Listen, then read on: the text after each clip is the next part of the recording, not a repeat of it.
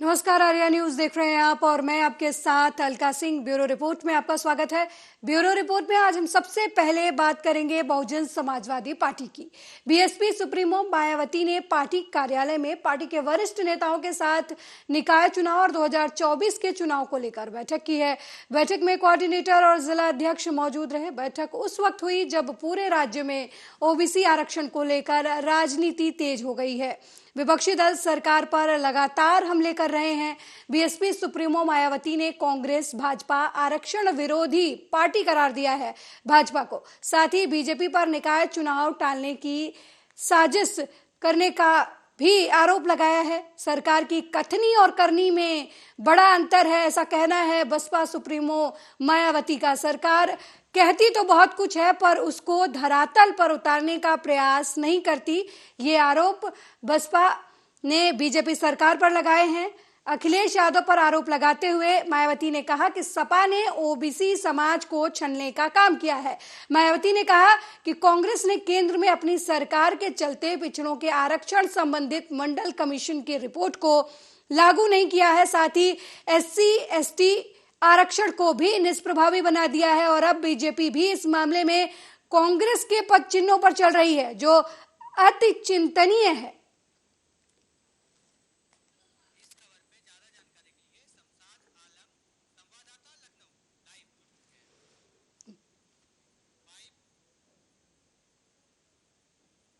वहीं इस खबर पर ज्यादा जानकारी के साथ हमारे संवाददाता शमशाद आलम हमारे साथ जुड़ चुके हैं लाइव।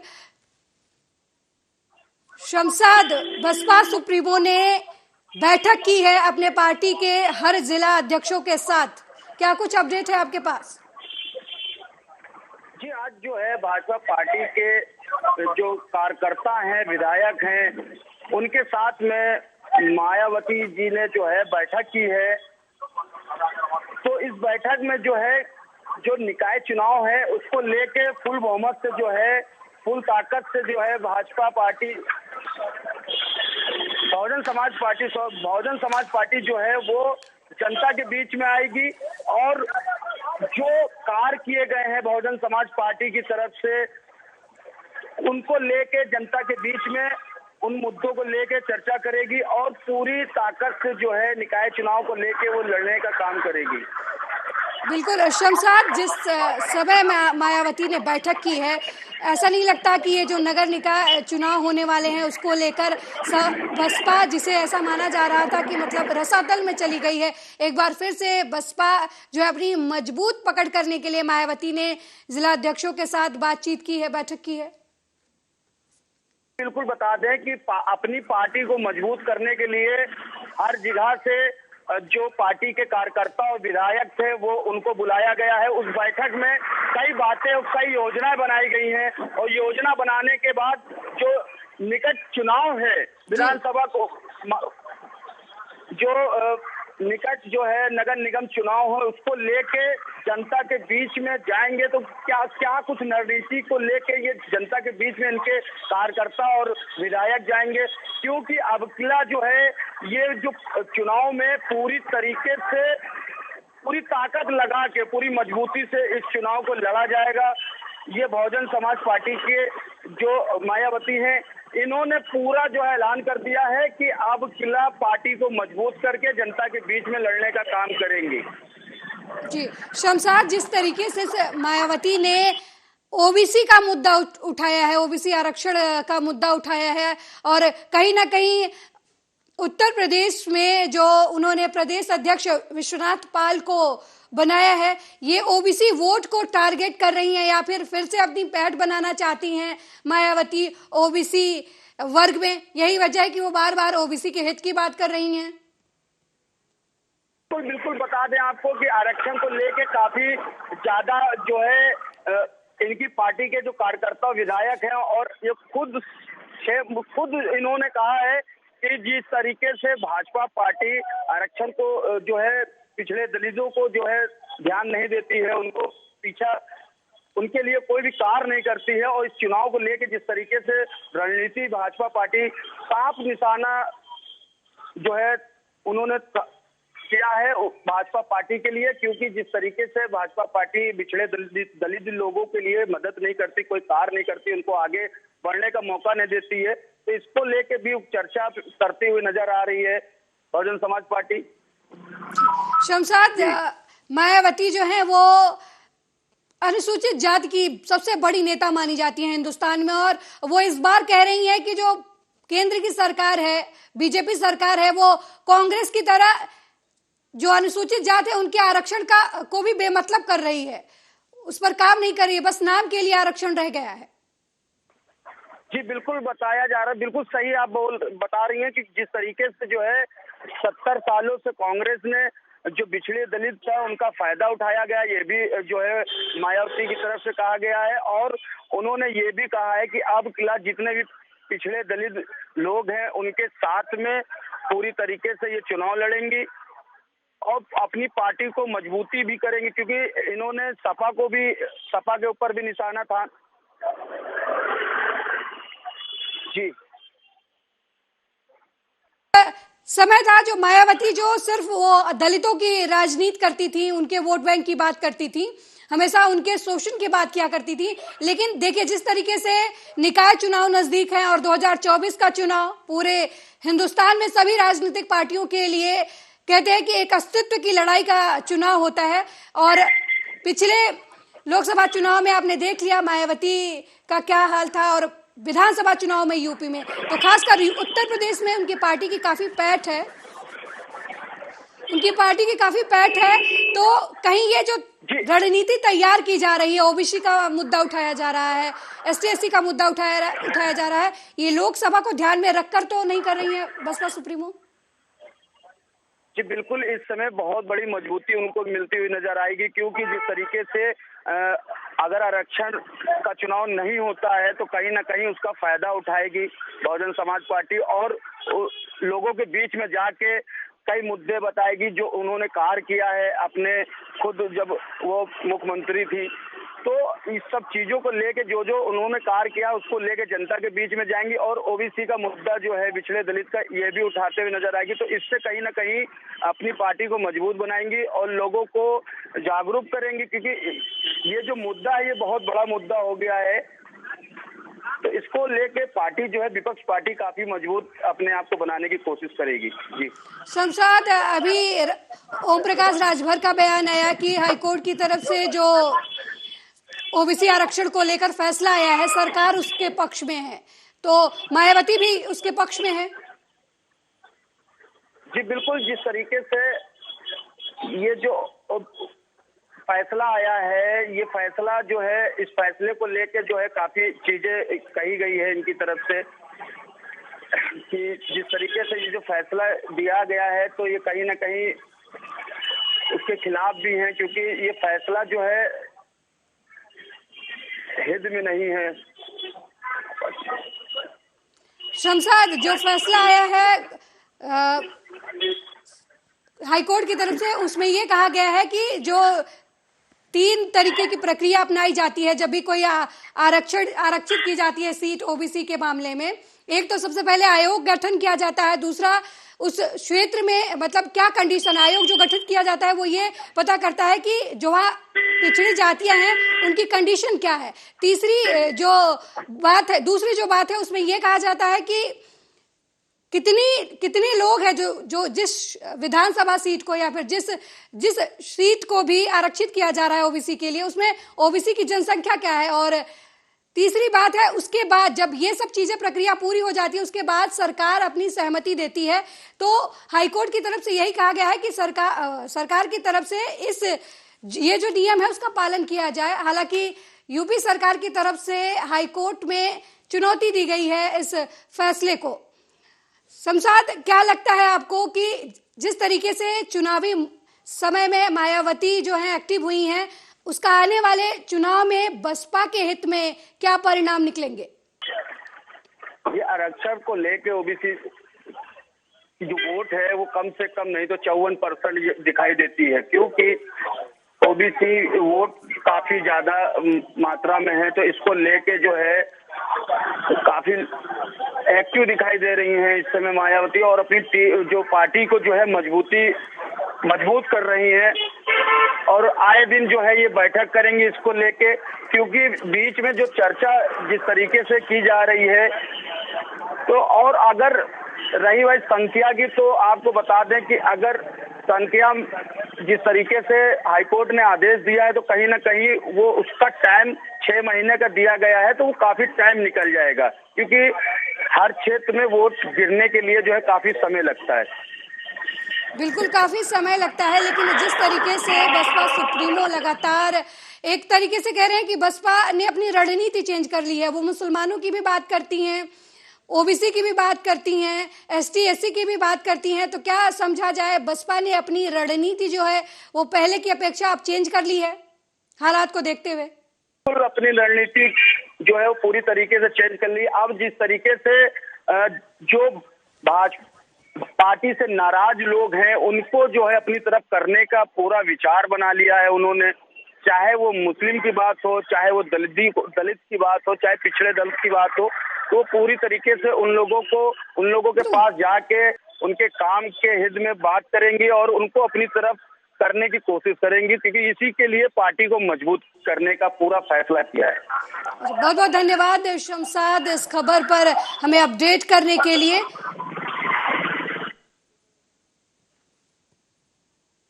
तो मायावती अपनी रणनीति बदलती हुई नजर आ रही हैं। 2024 के चुनाव और नगर निकाय चुनाव को लेकर बसपा एक्शन मोड में है। यही वजह है कि मायावती ने जिला स्तर के अध्यक्षों के साथ बैठक की है और ओबीसी के मुद्दे को उठाया है, साथ ही सरकार पर भी हमला बोला है।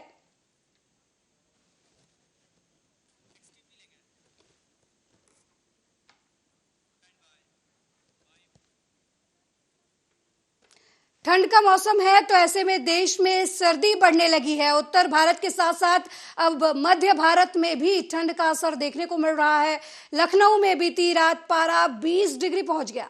मौसम विभाग के अनुसार 2023 के पहले दिन पंजाब, हरियाणा, चंडीगढ़, दिल्ली, उत्तर प्रदेश और उत्तरी राजस्थान में कड़ाके की सर्दी पड़ेगी। इसके साथ ही घना कोहरा भी छाया रहेगा। संभावना है वहीं अगले 24 घंटे के दौरान उत्तर पश्चिमी भारत के मैदानी इलाकों में न्यूनतम तापमान 2 से 3 डिग्री सेल्सियस तक बढ़ने की उम्मीद है। साथ ही 31 दिसंबर से 2 जनवरी तक पंजाब, हरियाणा, चंडीगढ़ और दिल्ली के अलग अलग हिस्सों में कोल्ड डे रहने की संभावना जताई जा रही है। हालांकि इसके बाद फिर तापमान में 2 से 3 डिग्री सेल्सियस की गिरावट होगी। शीतलहर फिर से शुरू हो जाएगी।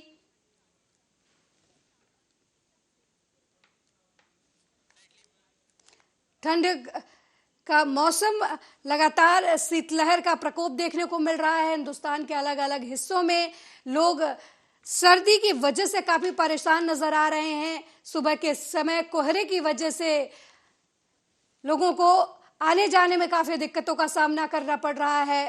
ठंड की वजह से, बढ़ते प्रकोप की वजह से लोग अपने घरों में सिकुड़े हुए नजर आ रहे हैं। कामकाज एक तरीके से धीमा हो गया है और लगातार कुहासे की वजह से दुर्घटनाएं भी बढ़ गई हैं। सड़कों पर लगातार आए दिन एक्सीडेंट के मामले देखने को मिल रहे हैं।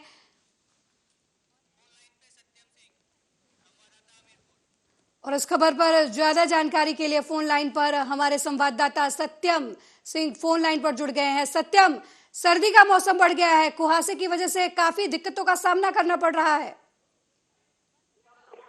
बिल्कुल अलका, बताना चाहूंगा कि बुंदेलखंड के हमीरपुर में इन दिनों कड़ाके की ठंड पड़ रही है। अधिक ठंड पड़ने की वजह से लोग अपने घरों में दुबके बैठे हुए हैं, जिनसे दैनिक जीवन के तमाम काम प्रभावित हो रहे हैं। हमीरपुर को बीते कुछ दिनों से कोहरे ने अपनी आगोश में ले रखा है। सुबह शाम धुंध की वजह से लोगों को बाहर आने जाने में काफी परेशानियों का सामना करना पड़ रहा है। दिन के उजाले में भी हाईवे पर वाहन अपनी अपनी लाइटें जलाकर आवागमन करते हैं। जी अलका। सत्यम, क्या कुछ प्रशासन और शासन की तरफ से तैयारियां की गई हैं, क्योंकि ठंड के मौसम में काफी दिक्कतों का सामना आम इंसान को करना पड़ रहा है? बिल्कुल बता दें, नगर पालिका के द्वारा जगह जगह पर जो है अलाव के प्रबंध किए गए हैं। फिलहाल ऐसे कोई खासा इंतजाम नहीं किया गया है, जिससे जो वाहन है उनको जो दिक्कतें पड़ रही हैं उनका सामना न करना पड़े। अलका। सत्यम, क्या प्रशासन की तरफ से अलाव और बाकी ठंड से बचाव के कामों के लिए कुछ व्यवस्थाएं नहीं की गई हैं ताकि लोगों को ठंड से राहत मिले? हाँ बिल्कुल, अगर ठंड की बात करें तो रैन बसेरे लगभग जो सदर मुख्यालय में 11 रैन बसेरे बनाए गए, जिनमें इंतजाम आता है, जिनमें अलाव भी जलाए गए और जो बिस्तर है वो भी काफी साफ स्वच्छ रखे जा रहे हैं। फिलहाल जो शासन द्वारा दिशा निर्देश दिए गए हैं, जो यहाँ के डीएम और एसपी है, उनको कुछ दिनों पहले निरीक्षण भी किया हुआ था, उसमें काफी इंतजाम है। फिलहाल जो अगर मौजूदा स्थिति की बात करें तो जिस तरीके से हाईवे पर एक्सीडेंट हो रहे हैं कोयले की वजह से, उसको लेकर के कहीं न कहीं जो शासन प्रशासन है वो देरी करता है, लेट से पहुंचता है, जिससे जो खुली हाईवे कही जाने वाला NH-34 है, उनमें लगातार एक्सीडेंट का सिलसिला जारी है। जी, शासन की तरफ से अभी तक क्या कुछ समय निर्धारित किया गया है दुकानों को खुलने और बंद होने का? क्योंकि लगातार ठंड बढ़ रही है, कुहासे की वजह से अगर आवागमन हो रहा है तो सड़क दुर्घटनाएं भी देखने को सामने आ रही हैं। हाँ बिल्कुल, अलका बता दें, क्योंकि शासन के द्वारा अभी फिलहाल ऐसी कोई गाइडलाइंस जारी नहीं की गई है कि इतने से इतने टाइम तक दुकानों को खोलना है। फिलहाल बहरहाल मौजूदा स्थिति की बात करें तो जो दुकानदार है, गरीब तबके के व्यापारी हैं, उनको जो है ज्यादा ठंड पड़ने की वजह से जल्द ही दुकान बंद कर दे रहा है, लेकिन जिसकी वजह से जनजीवन भी अस्त व्यस्त हो रहा है। फिलहाल में ज्यादा ऐसी कोई स्थिति नहीं है, लेकिन हाँ कहीं ना कहीं जो आम जनमानस है उनको सरवाइव करने में काफी दिक्कतों का सामना करना पड़ रहा है। अलका जी, क्या ठंड की वजह से लोगों की फसलों को भी नुकसान हुआ है? क्योंकि कभी कभी पाला की समस्या जो है वो किसानों को आ जाती है, कभी फसल जो है वो एक तरीके से गल जाती है, इस तरीके की समस्या भी क्या स्थानीय किसानों को सामना करना पड़ रहा है? हाँ बिल्कुल, बता दें कि हमीरपुर जिले के लगभग 1 दर्जन से अधिक गांवों में ये प्रकोप देखने को मिला है, जिससे जो मटर और लाही की जो फसलें होती हैं उनमें कहीं ना कहीं सड़न पैदा हो गई है, और जो मटर है वो अभी से ही ब्राउन हो गया है। कहीं ना कहीं जो उनकी पैदावार है उनमें भी किसानों को दिक्कतों का सामना करना पड़ सकता है। फिलहाल अगर वैसे एक तरीके से जो बुंदेलखंड का जो किसान है वो हमेशा से ही दैविक आपदाओं की मार झेलता रहा है, लेकिन जिसकी वजह से अभी फिलहाल मौजूदा स्थिति में कोहरे की वजह से ये फसलें कहीं ना कहीं उनको जो है नुकसान हुआ है। फिलहाल अब आगे समय ही बताएगा कि क्या उनको पैदावार होती है। अलका सत्यम, ठंड में सबसे ज्यादा अगर किसी को परेशानी होती है तो वो बच्चे हैं। स्कूल की टाइमिंग को लेकर प्रशासन की तरफ से क्या कुछ गाइडलाइन जारी की गई है? हाँ, टाइमिंग की बात करें तो टाइमिंग में जरूर फेरबदल किया गया है, और शासन के द्वारा जो कपड़े हैं, कपड़ों के आधार पर उनको जो पैसा है वो भी उनके खातों में पहुंचाया गया है कि समय से जो है अपने जो शूज है और कपड़े हैं, जैकेट वगैरह हो गई, ये सारी चीजें पहन के आए, ये शासन के द्वारा बोला गया है। फिलहाल कुछ दिन अभी 27 से 28 तारीख तक बीच में छुट्टियां भी पड़ी थी, और अभी फिलहाल मौजूदा स्थिति में ऐसी कोई छुट्टी नहीं। फिलहाल शासन के द्वारा जो है काफी इंतजाम किए गए हैं बच्चों के लिए, और शासन के द्वारा जो है फिलहाल में जो इंतजाम है वो किए गए हैं। अलका जी, सत्यम, ठंड को लेकर जिस तरीके से लगातार समस्याएं उत्पन्न हो रही हैं, सरकार की तरफ से लगातार बार बार सड़कों को लेकर गाइडलाइन जारी की जा रही है, जिस तरीके से दुर्घटनाएं हो रही हैं, तो क्या पेट्रोलिंग के मामले में भी प्रशासन की तरफ से कुछ सख्ती बरती जा रही है? हाँ बिल्कुल, जैसे कि मैंने अभी फिर से थोड़ा देर पहले ही बताया कि कहीं ना कहीं जो प्रशासन की कमी है, जो पेट्रोलिंग है जिस तरीके से होनी चाहिए वो नहीं हो रही है, जिससे इसी महीने में आए दिन जो है मामले भी बढ़ रहे हैं, लूट के हो, अपराध का जो ग्राफ है वो जनपद में बढ़ रहा है। कोहरे का फायदा उठाकर जो बदमाश है वो भी घटनाओं को अंजाम दे रहे हैं। मौजूदा स्थिति में अभी ही थोड़ा देर पहले आर न्यूज ने खबर चलाई थी, जिसमें जो है बीती रात लगभग 12 बजे के आसपास बिलोकर यानी कि जो छानी NH-34 से लिंक जुड़ा हुआ मार्ग है, छानी बिलोखर का मार्ग, उसमें जो है बीती रात लगभग 2 से 3 बदमाशों ने जो है सेल्फ बैंड के लगभग 50,000 लूट लिया और उनके साथ जमकर मारपीट भी की, जिसकी वजह से इसका फायदा उठा रहे हैं। और जो शासन प्रशासन है वो कहीं ना कहीं नकारा साबित हो रहा है, जिसकी वजह से जो पेट्रोल। बहुत बहुत धन्यवाद सत्यम इस खबर पर जानकारी देने के लिए। ठंड की वजह से काफी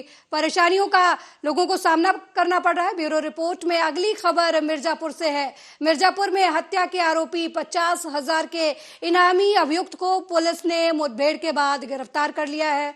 बता दें कि अभियुक्त के पास से बदमाश के पास से एक तमंचा, 2 कारतूस भी बरामद हुआ है। आपको बता दें कि पुलिस को बिल्कुल ये खबर जो है हम आपको दिखाएंगे, लेकिन इससे पहले हम बात करेंगे मैनपुरी उपचुनाव में समाजवादी पार्टी की जबरदस्त जीत के बाद अखिलेश यादव ने अपने हाथों से चाचा शिवपाल यादव की पार्टी में वापसी कराई है, जिसके बाद माना जा रहा है कि अखिलेश यादव जीत के रिटर्न गिफ्ट के तौर पर शिवपाल यादव को पार्टी में कोई बड़ी जिम्मेदारी दे सकते हैं। लेकिन सपा का झंडा थामने के कई दिन गुजर जाने के बाद भी उन्हें अभी तक पार्टी में कोई बड़ी जिम्मेदारी नहीं मिल पाई है, जिसे लेकर अब बीजेपी प्रदेश अध्यक्ष भूपेंद्र चौधरी ने सवाल उठाए हैं। अखिलेश यादव और शिवपाल यादव का अंतर कलह और अंतर विरोध खत्म होने वाला नहीं है। दोनों के बीच अब भी वर्चस्व की लड़ाई है, ये बात वो भी जानते हैं।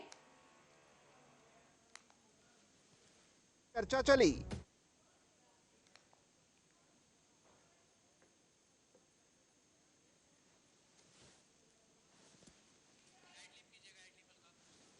शिवपाल यादव और अखिलेश यादव को लेकर बीजेपी नेता ने टिप्पणी की है। उन्होंने कहा है कि उनके पार्टी में अभी भी वर्चस्व की लड़ाई है दोनों के बीच में। अखिलेश यादव पर बीजेपी नेता ने तंज कसा है। भूपेंद्र चौधरी ने सपा पर निशाना साधते हुए कहा कि अखिलेश यादव और शिवपाल यादव के बीच अभी भी वर्चस्व की लड़ाई है, जिसकी वजह से पार्टी का जो अंतर कलह है वो देखने को मिल रहा है। आपको बता दें कि लगातार कई समय से, जब से डिंपल यादव ने चुनाव जीता है, उसके बाद से ही अखिलेश यादव और शिवपाल यादव के बीच संबंध ठीक ठाक होने की बात की जा रही है। ऐसा माना जा रहा है कि शिवपाल यादव जो हैं वो सपा में फिर से वापसी कर रहे हैं और आज मीटिंग भी हो रही है इसको लेकर। ऐसा माना जा रहा है कि सपा में उन्हें कोई बड़ी पदवी दी जा सकती है, क्योंकि अखिलेश यादव ने संवाददाताओं से बात की थी शिवपाल सिंह के मुद्दे पर। उन्होंने कहा वो चाचा हैं, उनका पार्टी में स्वागत है और वो बड़े हैं तो उन्हें बड़ी जिम्मेदारी मिलेगी। और इसको लेकर लगातार सपा की तरफ से मीटिंग की जा रही है। अखिलेश यादव और समाजवादी पार्टी के तमाम बड़े नेता जो है आपस में बातचीत कर रहे हैं कि शिवपाल यादव को समाजवादी पार्टी में किस तरीके से शामिल किया जाए। ऐसा यह भी माना जा रहा है कि अगर शिवपाल यादव समाजवादी पार्टी में शामिल होते हैं तो उन्हें विधानसभा में नेता प्रतिपक्ष की भी कुर्सी मिल सकती है, या फिर कह सकते हैं ओहदा मिल सकता है। यह भी कयास उनके समर्थकों की तरफ से लगाया जा रहा है कि उन्हें प्रदेश में अध्यक्ष की भूमिका में भी लाया जा सकता है। हालांकि कुछ लोगों का यह कहना है, विरोधी पार्टियों का यह कहना है कि समाजवादी पार्टी और शिवपाल के बीच कुछ भी ठीक नहीं है। उनके बीच वर्चस्व की लड़ाई जो है वो लगातार जारी है और ये सत्ता की लड़ाई है, एक दूसरे से बड़े होने की लड़ाई जो है खत्म नहीं होने वाली है। ये बीजेपी नेताओं की तरफ से लगातार कहा जा रहा है। आपको बता दें कि शिवपाल यादव और अखिलेश यादव के बीच पिछले कई सालों से लगातार राजनीतिक मनमुटाव देखने को मिला। यही वजह है कि जब कमान जो है वो अखिलेश यादव के हाथ में आई समाजवादी पार्टी की, उसके बाद अहमियत ना मिलने की वजह से शिवपाल यादव ने अपनी अलग पार्टी बना ली थी।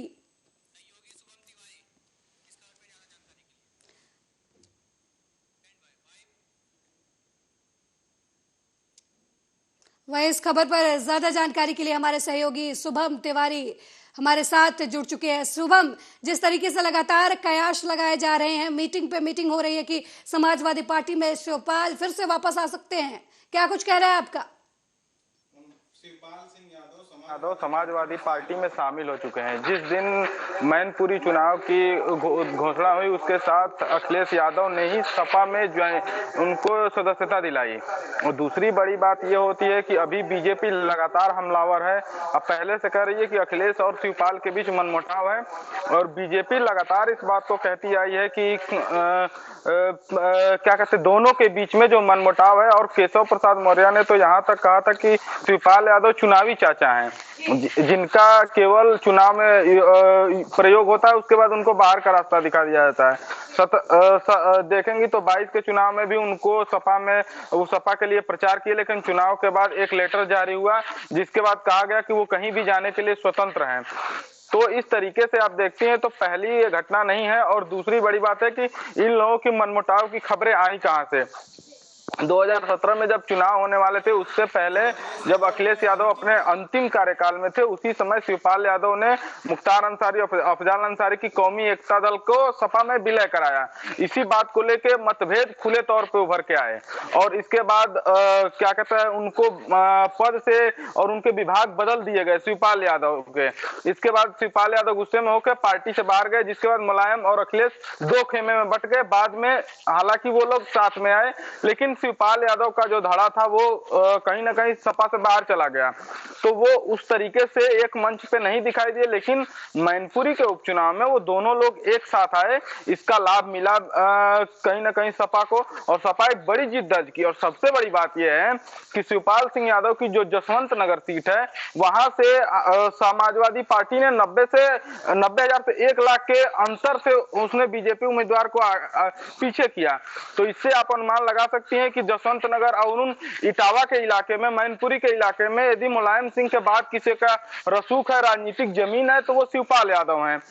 अखिलेश यादव को तो पहले से ही माना जाता है कि वो कन्नौज के नेता हैं, मैनपुरी के नेता शिवपाल यादव हैं और उस मुलायम सिंह के बाद यदि कोई तो शिवपाल यादव हैं, तो उसका लाभ मिलेगा। लगातार बीजेपी ये आरोप लगा रही है कि समाजवादी पार्टी या अखिलेश यादव उनको जिम्मेदारी नहीं दे रहे हैं।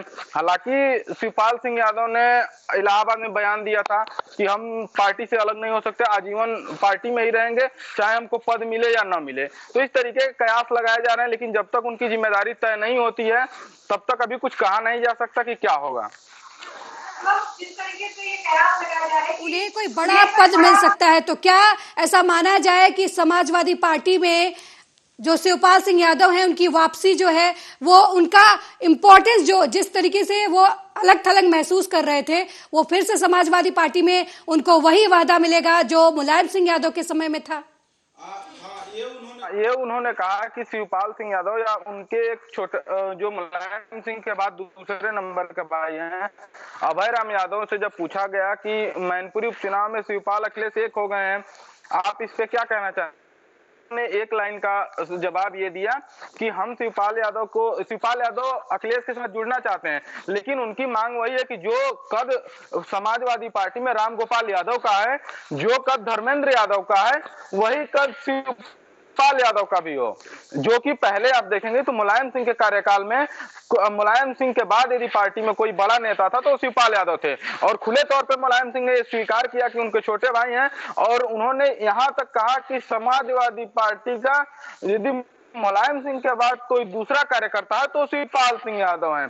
तो ये रसूख था उनका समाज पार्टी में मुलायम सिंह के अध्यक्ष पद पे रहने पे। लेकिन आज सबसे बड़ा सवाल यह है कि क्या उनको वो पद मिल जाएगा, और उनकी केवल मांग यही है कि जो उनका पहले रसूख था वो रसूख समाजवादी पार्टी में रहे और इसी के लिए वो लगातार मांग करते रहे हैं। और जो आंदोलन जो उन्होंने समाजवादी पार्टी और समाजवादी आंदोलन को खड़ा किया, वो आंदोलन उन्हीं के इर्द गिर्द घूमता थे यूपी में, और यदि आते हैं वो उनका पद यदि दिया जाता है तो वो कहीं ना कहीं संगठन को मजबूती मिलेगी। लेकिन कहने में ये भी आ रहा है, कई लोगों का मानना ये है कि अखिलेश यादव पश्चिम की राजनीति करेंगे और शिवपाल यादव को फिर से आजमगढ़ सीट पे भेजा जा सकता है, जहां मुलायम सिंह यादव सांसद बने, जिस सीट पे अखिलेश यादव सांसद बने, क्योंकि एक धड़ा यहाँ होगा जो मध्य यूपी को संभालेगा और दूसरा हिस्सा पूर्वांचल का होगा, जहां की पूर्वांचल में सपा सबसे मजबूत मानी जाती है। वो उसकी जमीन कहीं ना कहीं खिसकने लगी है, तो वो शिवपाल यादव संगठन के नेता माने जाते हैं। वो तमाम उन समाजवादियों को जोड़ने का काम करेंगे जो किसी न किसी कारण से समाजवादी पार्टी से छिटक गए थे, और इस तरीके से समाजवादी पार्टी को मजबूती मिलेगी। लेकिन अभी ये सवाल है कि समाजवादी पार्टी की जिम्मेदारी क्या मिलेगी। अभी कुछ दिनों पहले अखिलेश यादव ने ये कहा कि जो संगठन का विस्तार होगा, नई कार्यकारिणी बनेगी, उसमें शिवपाल यादव को कोई बड़ा पद मिल सकता है, इस तरीके का उन्होंने बयान दिया। तो शायद उसका इंतजार हम लोगों को करना होगा कि जब कब समाजवादी पार्टी का विस्तार होता है उसमें उनको क्या जिम्मेदारी मिलती है। जो है वो एक चुनावी समय आता है, जब जाहिर सी बात है तब शिवपाल यादव और अखिलेश यादव के संबंध जो हैं वो बदलते रहते हैं। तो कहीं ऐसा नहीं है ना कि जो नगर निकाय चुनाव आ रहे हैं उसको लेकर ये चाचा भतीजे जो हैं वो एक बार फिर से एक साथ आ रहे हैं? क्या बीजेपी का जो ये आरोप है ये सत्य नजर नहीं आ रहा? बीजेपी का अपना मानना है, लेकिन सबसे बड़ी बात यह है कि 2022 के चुनाव में शिवपाल यादव और अखिलेश यादव साथ आए थे, लेकिन कहीं ना कहीं वो चाचा भतीजे के तौर तरीके से नहीं आए थे। वो एक प्रगतिशील समाजवादी पार्टी के अध्यक्ष होने के नाते और दूसरा समाजवादी पार्टी के अध्यक्ष होने के नाते उन दोनों में एक गठबंधन हुआ था।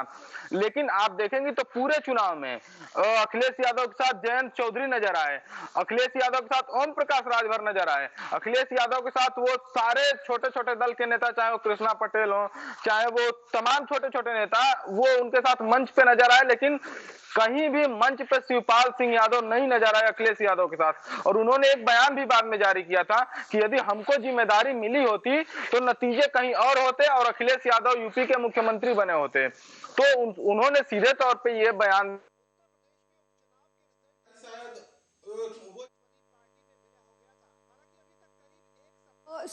शुभम, जिस तरीके से लगातार लोकसभा चुनाव भी आ रहे हैं, आने वाले हैं 2024 में, और ऐसा माना जाता है कि केंद्र की जो राजनीति है वो यूपी की राजनीति से होकर गुजरती है, या यूं कहे कि यूपी ही केंद्र का रास्ता तय करता है। तो ऐसा मान लिया जाए कि अखिलेश यादव ने ये मान लिया है कि शिवपाल ही जो है वो उन्हें 2024 की जो के चुनाव है उसकी नैया पार करवाएंगे।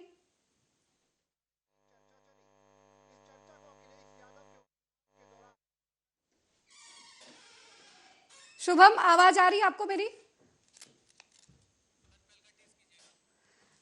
लगातार जो है बात चल रही है अखिलेश यादव और उनके चाचा शिवपाल यादव में पार्टी को लेकर, पार्टी में उनकी भूमिका को लेकर लगातार जो है वो समाजवादी पार्टी में चर्चाएं चल रही हैं, मीटिंग्स चल रही हैं। ऐसा माना जा रहा है कि समाजवादी पार्टी में शिवपाल यादव को इस बार कुछ बड़ी भूमिका मिल सकती है, उन्हें नेता प्रतिपक्ष बनाया जा सकता है, उन्हें समाजवादी पार्टी का अध्यक्ष पद की भी जिम्मेदारी मिल सकती है। हालांकि बीजेपी की तरफ से लगातार ये आरोप लगाए जा रहे हैं कि चाचा भतीजे की जोड़ी जो है ये बन नहीं सकती, क्योंकि इनके बीच वर्चस्व की लड़ाई है।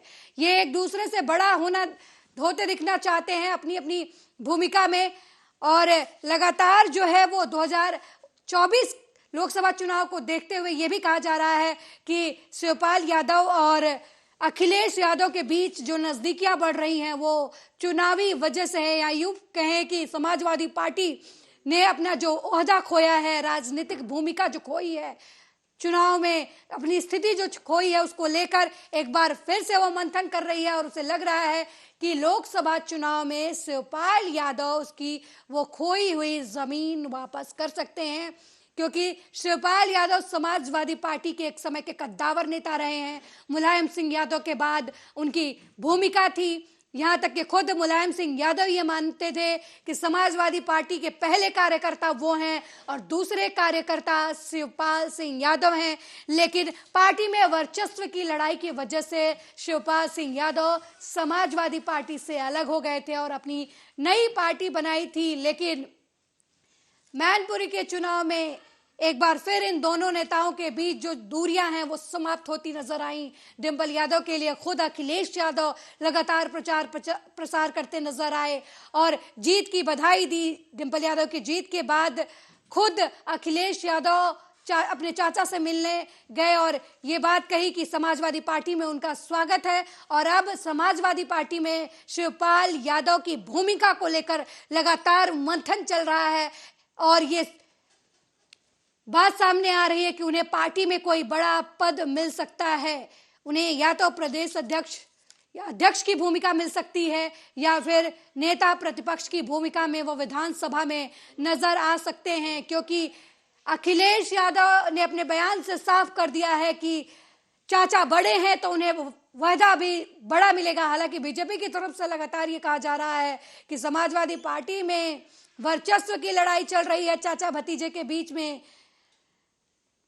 कयास ये भी लगाए जा रहे हैं कि 2024 के चुनाव को देखते हुए समाजवादी पार्टी एक बार फिर से अपनी पुरानी शक्ति वापस पाना चाहती है और यही वजह है कि वो अपने सबसे पुराने सिपाही को अपने साथ मिलाना चाहती है। समाजवादी पार्टी के सबसे पुराने सिपाही शिवपाल यादव को एक बार फिर से पार्टी में शामिल करके यूपी में अपनी पकड़ मजबूत करना चाहते हैं अखिलेश यादव। यही वजह है कि बार बार उन्हें समाजवादी पार्टी के लिए चाचा शिवपाल नजर आ रहे हैं।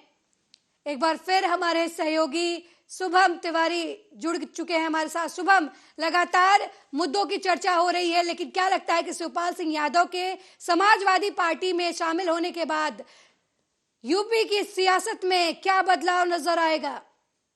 शिवपाल सिंह यादव तो बड़े बड़े दावे कर रहे हैं। वो कह रहे हैं कि हमारे आने से या हम समाजवादियों को एकजुट करेंगे और फिर से बीजेपी को उखाड़ फेंकेंगे और उसकी हिंदू मुस्लिम की जो सत्ता है या वो जो बेरोजगारी, महंगाई, इन जैसे तमाम मूलभूत मुद्दों को भूल गई है, उन्हीं मुद्दों पे लाएंगे बीजेपी को और उसको हराएंगे। इतने बड़े बड़े दावे कर रहे हैं। और तमाम उनके बेटे भी आदित्य यादव को देखेंगे, जो प्रसपा के प्रदेश अध्यक्ष थे, उन्होंने सीधे तौर पे बीजेपी पे हमला बोला और कहा कि यदि अखिलेश और शिवपाल परिवार एकजुट होता है तो बीजेपी को कहीं ना कहीं उलझन होती है, क्योंकि वो इन दोनों के एक होने से डरती है। और इस तरीके के बयान वो देते रहे हैं। और सबसे बड़ी बात यह है कि अखिलेश यादव का भी एक बयान आता है जो मैनपुरी उपचुनाव में उन्होंने दिया था।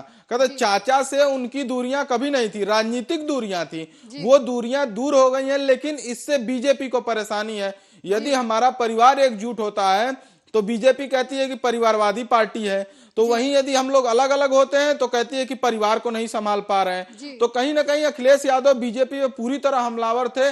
और शिवपाल सिंह यादव जो कि पूरे चुनाव में उनके साथ थे, रामगोपाल यादव को देख लीजिए कि समाजवादी पार्टी में कहा जाता था कि रामगोपाल यादव उस सारी झगड़े की जड़ थे जिसमें अखिलेश यादव और मुलायम सिंह यादव आमने सामने आ गए थे, जिसमें शिवपाल यादव के साथ मुलायम सिंह यादव खड़े मिले और वहीं अखिलेश यादव के साथ रामगोपाल यादव मिले। और यहां तक कि उन्होंने कहा था कि हमारे बेटे अक्षय को फिरोजाबाद से हराने के लिए ही शिवपाल सिंह यादव ने क्या कहते हैं फिरोजाबाद से चुनाव लड़ा था।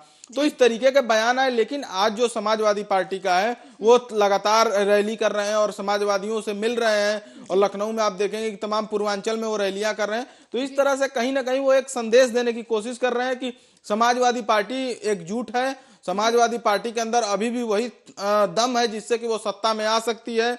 और तमाम तरह आप देखेंगे तो सारे छत्र जब ध्वस्त हो गए उस समय भी क्या कहते हैं मुलायम सिंह का और समाजवादी पार्टी का रसूख बचा रहा। और यूपी की क्या देश की राजनीति में यदि आप बात करती है राजनीतिक समीकरणों की, जातिगत राजनीति की, तो उसके माहिर खिलाड़ी माने जाते हैं मुलायम सिंह यादव। और मुलायम सिंह के बाद यदि संगठन को कोई अच्छे से समझ सकता है तो वो शिवपाल सिंह यादव है, क्योंकि वो शुरुआत से समाजवादी पार्टी के साथ जुड़े रहे।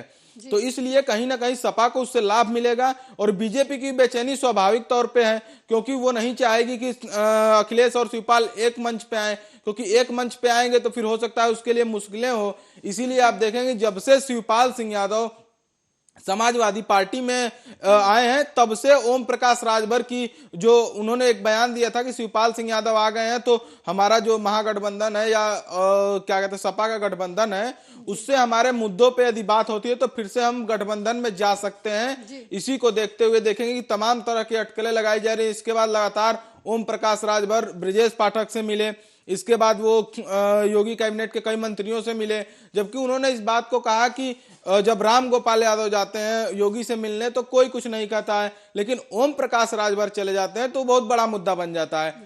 लेकिन उन्होंने इस तरह के बयान से कहा कि इसका कोई मतलब नहीं है और जा भी सकते हैं, राजनीतिक संभावनाओं का खेल है और यहाँ कौन कहाँ मिलेगा इसकी कोई गारंटी नहीं दी जा सकती। तो इस तरीके से एक बयान आ रहे हैं और जो सत्ता पक्ष और विपक्ष के तरफ खलबली मची हुई है, इसको देख के लगता है कि नहीं शिवपाल सिंह के इधर से उधर आने से कहीं ना कहीं राजनीतिक उथल पुथल यूपी में शुरू होगी और लोगों को लगता है कि इससे कुछ ना कुछ होगा, तभी तो इतनी ज्यादा राजनीतिक बेचैनी बढ़ गई है। शुभम, जिस तरीके से ये भी बात कही जा रही है कि अगर बात नहीं बनती है, पद और ओहदे को लेकर बात नहीं बनती है, तो शिवपाल यादव जो है वो फिर से अपनी वही राजनीतिक पारी शुरू करेंगे जो आज के कुछ साल पहले उन्होंने सपा से अलग होकर की थी। अब ऐसा लोगों का मानना है, लेकिन कहीं ना कहीं शिवपाल सिंह यादव ने ऐसा कुछ भी बयान नहीं दिया है। उन्होंने अपने बयानों से कहा है कि मैं आजीवन समाजवादी पार्टी में रहूंगा और पद की लालसा मुझे नहीं है, क्योंकि मैं मंत्री रहा, विरोधी दल रहा, मतलब तमाम तरह की समाजवादी पार्टियों में जितनी भी जिम्मेदारियां हैं उन्होंने जीवन भर उस पद पे पार्टी की सेवा की है। तो उनके लिए ये बड़ा मुद्दा नहीं है कि पद मिलता है या नहीं मिलता है। तो उनके जो बयान है वो शायद उनके राजनीतिक विरोधियों को पसंद नहीं आ रहे हैं, इसलिए वो इस तरीके का बयान दे रहे हैं। शुभम, ये भी बार बार बयान सामने आते रहते हैं कि जो शिवपाल यादव हैं वो कभी बीजेपी के खिलाफ मुखर बोलते नहीं हैं। तो लोग ये भी कहते नजर आते हैं, राजनीतिक गलियों में ये भी कानाफूसी चलती है कि वो बीजेपी में भी शामिल हो सकते हैं। हाँ, इस तरीके के कयास लगाए जा रहे थे जब उनको सुरक्षा दी गई, इस पे उनको बंगला दिया गया। आप देखेंगे कि जब अखिलेश यादव ने शिवपाल सिंह यादव को चिट्ठी लिखा, उसके कुछ ही दिनों बाद शिवपाल सिंह यादव को बंगला दिया गया। सरकार ने उनको स्पेशल सुरक्षा दी। यदि वो एक भ्रष्टाचार के इतने बड़े नुमाइंदे हैं, उन्होंने परिवारवाद फैलाया है, तो बीजेपी से उनकी करीबियां क्यों हुई? सबसे बड़ा सवाल ये होता है, क्योंकि तमाम तरह के आप देखेंगी, और जिस दिन वो समाजवादी पार्टी के खेमे में आए उसी दिन उनको सीबीआई का नोटिस चला गया, गोमती नगर का वो बना था उसके लिए जी। तो उन्होंने कहा कि केवल समाजवादी पार्टी जाने से हमको नुकसान है। तो कहीं ना कहीं शिवपाल सिंह यादव का संगठन में मजबूती आई, इन तरह की जो उनका राजनीतिक अनुभव है वो बीजेपी में जाने के लिए कयास लगाए जा रहे थे, लेकिन अभी उन्होंने सीधे तौर पे खारिज कर दिया। यदि जाना होता उनको तो अपर्णा यादव, जो कि समाजवादी पार्टी में मुलायम सिंह की पुत्रवधू कही जाती हैं, वो सपा में चली गई, लेकिन इनको तो पूरी तरीके से बाहर कर दिया गया। तो लगभग 5-6 साल में जब क्या कहते हैं भाजपा में नहीं गए, तो अभी इस तरीके का बयान जल्दीबाजी होगी। और राजनीति में तो कुछ भी कहा नहीं जा सकता, क्योंकि कोई भी कहीं भी कुछ जा सकता है। तो इस तरीके का बयान हो सकता है, जल्दीबाजी होगी। लेकिन अभी तो जो वर्तमान स्थितियां हैं, इसमें कहीं ना कहीं शिवपाल सिंह यादव का स्पष्ट ये है कि निकाय चुनाव में समाजवादी पार्टी को मजबूत करना है, आने वाले 2024 के चुनाव में समाजवादी पार्टी को मजबूत करना है, और आगे किस तरह से समाजवादी धड़े को, या उन्होंने ये भी कहा कि अब मुलायम सिंह की विचारधारा को आगे बढ़ाना हमारी जिम्मेदारी है। और जिस वो समाजवाद, जिस वो गरीबों, पिछड़ों, अल्पसंख्यकों के लिए काम किया, वही अल्पसंख्यकों के लिए काम समाजवादी पार्टी के वो तमाम नेता करेंगे जो आज समाजवादी पार्टी के बड़े ओहदे पे बैठे हैं, चाहे वो शिवपाल सिंह यादव हो,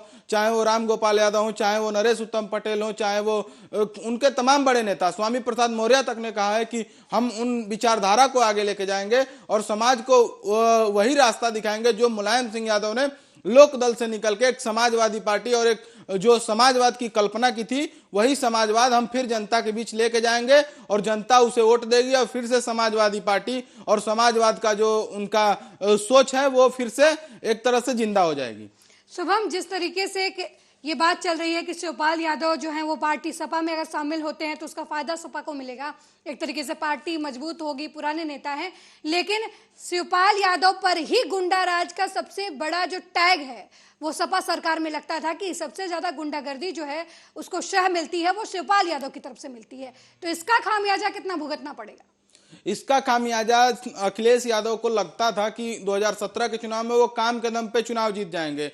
इस तरीके से उन्हें सीधे तौर पे शिवपाल से आर पार की लड़ाई लड़ने के लिए तैयार हो गए और वो उन तमाम नेताओं को बाहर कर दिए जो शिवपाल यादव के करीबी होते हैं। आप देखेंगे तो उनके सारे लोग जो विधायक थे, जो बाहुबली छवि के थे, उन सबको बाहर का रास्ता दिखाया गया, लेकिन फिर भी अखिलेश यादव को वो जीत नहीं मिली। 2017 के चुनाव में नहीं, 2022 के चुनाव में बुरी तरीके से हारे।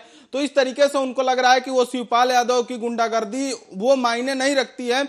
यदि वो मायने रखती, अखिलेश यादव ने भी ये बयान दिया है, या तमाम समाजवादी वो देते हैं कि यदि अखिलेश यादव भ्रष्टाचार और गुंडागर्दी फैलाते हैं तो बीजेपी उनको क्यों भाव देती है, बीजेपी उनको क्यों शामिल कराने का प्रयास करती है, बीजेपी ऐसा क्यों करती है यदि वो ऐसे हैं तो इस तरीके का जो तमाम बयान है वो कहीं ना कहीं अखिलेश यादव उसी बयान से उसको घेरने का प्रयास करेंगे। जी शुभम, क्या लगता है अगर शिवपाल यादव पार्टी में शामिल होती है तो इसका निकाय चुनाव पर कितना असर देखने को मिल सकता है? शिवपाल यादव पार्टी में शामिल हो गए हैं और उनका लाभ कहीं ना कहीं समाजवादी पार्टी को मिलेगा ही, इसमें कोई संदेह नहीं है। और समाजवादी पार्टी मजबूत होगी और वो वोट में कितना बदलेगा ये हो सकता है कुछ मतलब आगे की बात हो, लेकिन निकाय चुनाव में भी उसको फायदा होगा। और लगातार वो जिस तरीके से रैलियां कर रहे हैं, और आप एक चीज और देखेंगे कि अखिलेश यादव के साथ हटने के बाद उन्होंने यादव सम्मेलन कराया था जिसमें डीपी यादव भी दिखे थे, जिनके वजह से अखिलेश यादव की दूरियां बढ़ी थी।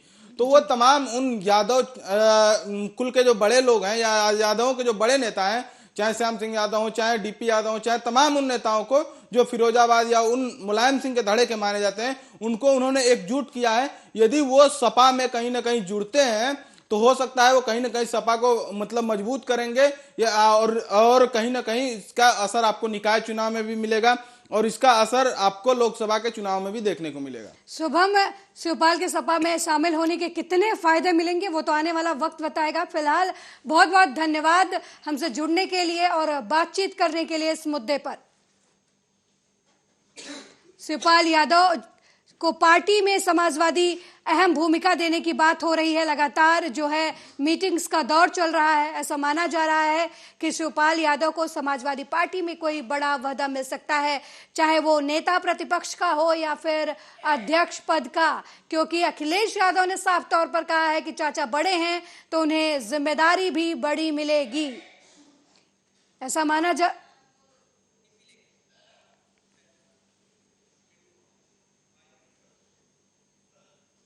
और ब्यूरो रिपोर्ट में अगली खबर की बात करेंगे। अगली खबर मिर्जापुर से है।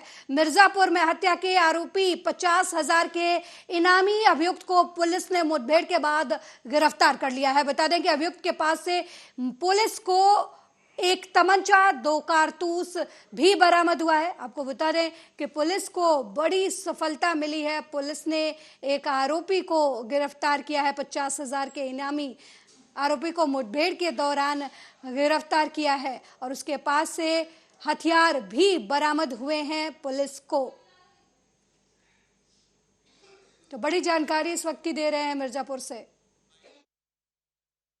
थाना चुनार में पुलिस मुठभेड़, पुलिस एनकाउंटर में एक 50,000 रुपए के इनामिया बदमाश, उसको गोली लगी है, घायल हुआ है। यह इनामिया बदमाश 2 दिन पूर्व हुई हत्या के केस में वांछित था और इसके ऊपर 50,000 रुपए का इनाम था। अशोक यादव नाम के इस बदमाश को थाना चुनार एवं एसओजी टीम की संयुक्त कार्रवाई में पुलिस मुठभेड़ में इसको गोली लगी है। जनपद मिर्जापुर में ऐसे जो भी बदमाश होंगे उन सभी पे पकड़ के प्रभावी कार्रवाई करके उन सब पे एक्शन लिया जाएगा। सराहनीय कार्य करने वाली हमारी थाना चुनार की टीम को एवं एसओजी टीम जानकारी देने के लिए हमारे सहयोगी संतोष गुप्ता फोन लाइन पर जुड़ चुके हैं। संतोष, पुलिस को बड़ी कामयाबी मिली है। पुलिस ने एक बदमाश को मुठभेड़ के दौरान गिरफ्तार किया है। क्या कुछ अपडेट है आपके पास इस मामले में?